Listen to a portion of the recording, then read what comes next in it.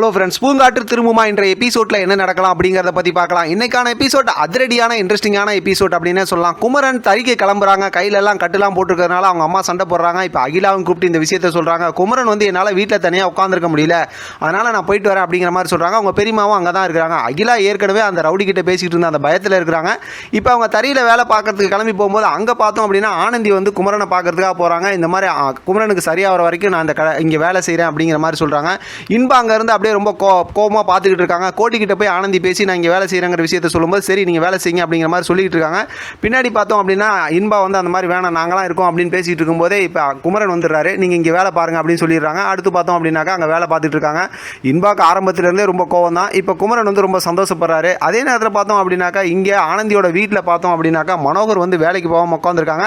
அவங்க அப்பா என்ன ஏதுன்னு விசாரிக்கும் போது அவர் தான் வேலை இல்லைங்கிற விஷயத்த சொல்ல முடியாதுல, அவங்க ஒய்ஃபு கிட்ட சொல்லி வச்சிருக்காருல.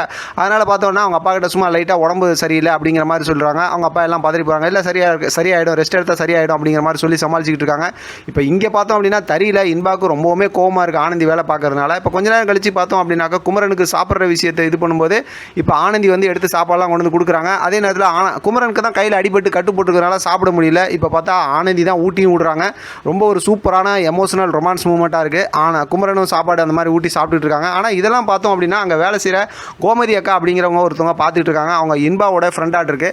இதே நேரத்தில் இங்கே வீட்டில் பார்த்தோம் அப்படின்னா அதாவது குமரனோட வீட்டில் பார்த்தோம் அப்படின்னாக்கா ஆனந்த் வந்து அவங்க தங்கச்சி செல்வி இருக்காங்களா அவங்கள்ட்ட கோவப்படுறாங்க. அதாவது எல்லாரும் வந்து விருந்துக்கு ஆனந்தி எல்லாம் வந்து அவங்க வீட்டுக்கு சாப்பிட போனாங்களா நம்ம வீட்டில் இருக்கவங்க, ஏன் அதை நீ சொல்லலை அப்படி இப்படிங்கிற மாதிரி கோவப்பட்டு போகிறாங்க. இப்போ தான் பார்த்தோம் அப்படின்னா செல்விக்கு லைட்டாக சந்தேகம் வருது. ஒருவேளை நம்ம அண்ணன் வந்து ஆனந்தி தான் விரும்புகிறாங்களோ அப்படிங்கிற மாதிரி அவங்க சந்தேகப்படுறாங்க.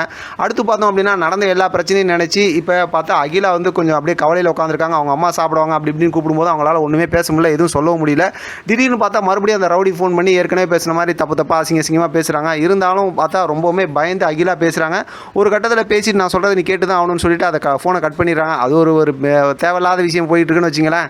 அதோட பார்த்தோம் அப்படின்னாக்கா அடுத்து பார்த்தா இன்பா வந்து தறிக்கு வராங்க. அங்கே பார்த்தா அந்த கோமதி அக்கா வந்து அவங்கள்ட்ட பேசுகிறாங்க. நீங்கள் தான் வந்து குமரனை கல்யாணம் பண்ணிங்கன்னு நினச்சோம், ஆனால் ஆனந்தி வந்து இந்த மாதிரி சாப்பாடெலாம் ஊட்டி விட்டாங்க அப்படிங்கிற மாதிரிலாம் சொல்லி நல்லா போட்டு கொடுத்துட்றாங்க. அதனால் பார்த்தா இன்பா ரொம்பவுமே கோவப்பட்டு சரி நீங்கள் போங்க கோமதி அக்கா நான் பார்த்துக்கிறேன் அப்படிங்கிற மாதிரி கோவத்தோட தறிக்குள்ளார இன்பா போகிறாங்க. அதோட பார்த்தா இன்றைக்கான எபிசோட் முடிச்சிருக்காங்க. பார்க்கலாம் அடுத்து என்ன நடக்குதுன்னு. இதை பற்றி உங்களோட கருத்து கமெண்ட் பாக்ஸில் தெரியப்படுத்துங்க. தொடர்ந்து ஆதரவு கொடுங்க. தேங்க்யூ ஃபார் வாட்சிங்.